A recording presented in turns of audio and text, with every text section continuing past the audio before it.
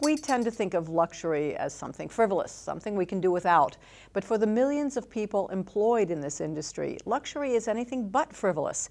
It's a fast-paced, high-pressured job.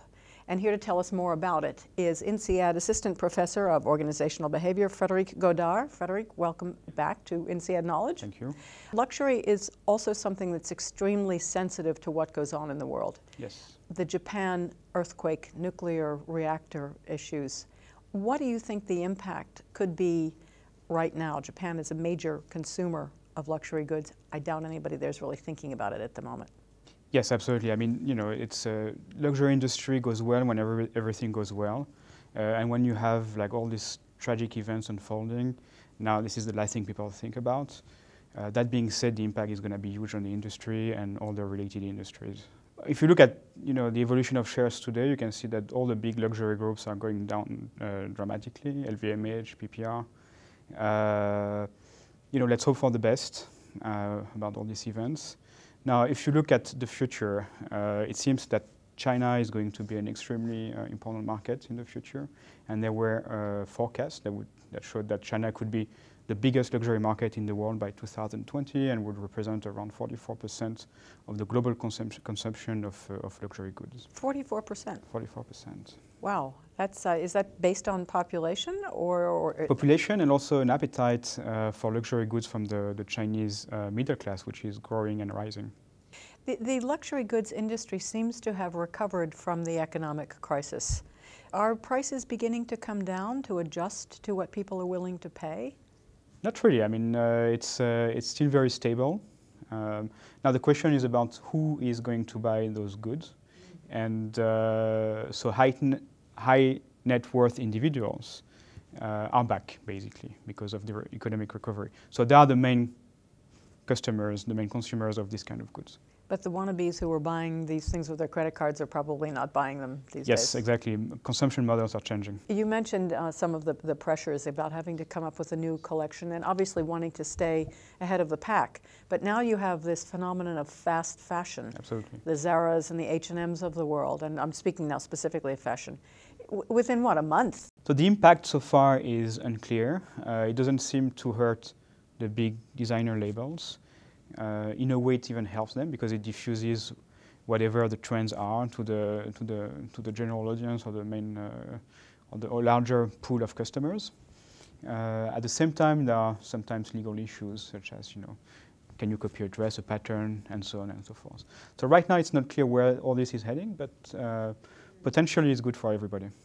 And what about, in some cases, H&M, for example, has taken on designers to be upfront about designing for them.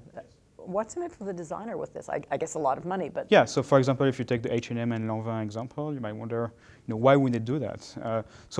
I think it's a win-win collaboration. So for Lanvin, it's a way to expand its reach again, expand its audience as a brand. So while Lanvin was known by, a fashion elite in the world, now it's known by a lot of people, so it's good. It also increases sales, of course. It's always nice to do that. It's also very good for H&M because it raises their profile and they become, can become a high-profile fashion brand because of that. And I think the most important point is that for H&M, it's a way to acquire some skills in the luxury industry. That's probably why H&M and these kind of brands collaborate with high fashion designers. It's a way for them to learn about the luxury industry before moving there. Otherwise, why would they try to increase the status or prestige of their brand? Because mass fashion is the markup, like the profit you can make there is very limited. You can sell a lot, but in terms of markup, it's not that high. So they want more, and so the only way to do it is to go luxury.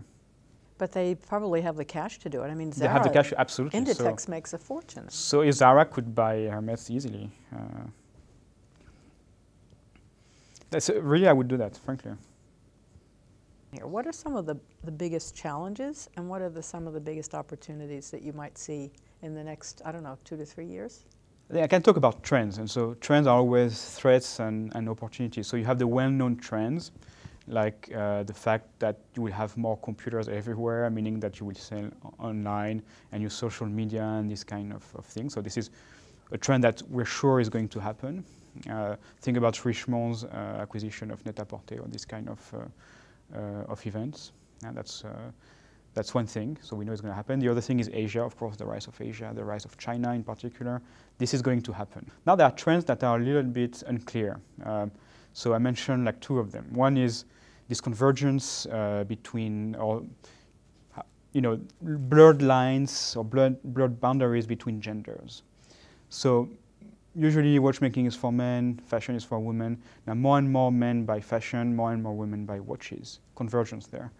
The other thing is and perfumes and things too. As well, yes, absolutely. So I think that would be a way to expand all the segments in the industry. So this convergence, blurred gender lines. And then the other thing is that you have blurred boundaries between mass market and luxury. I said you can buy a Cartier necklace and buy a Zara dress and it's perfectly fine. If in fact such a large amount of the industry will be really targeted on China, what's that likely to do to the products that we're seeing, from watches to perfumes to fashion to drinks? Very open question. There are many questions that are related to this question. Is first, do you develop your own brands in China? Do you create local Chinese brands with Chinese designers? Do you translate your name into Chinese? I mean, that's an open question for watchmakers, for example. Some of them translate the name, some don't. All these questions are really open. And how do you please the Chinese customer? Thank you very much, Frederic Godart, for being with us on INSEAD Knowledge. Thank you very much.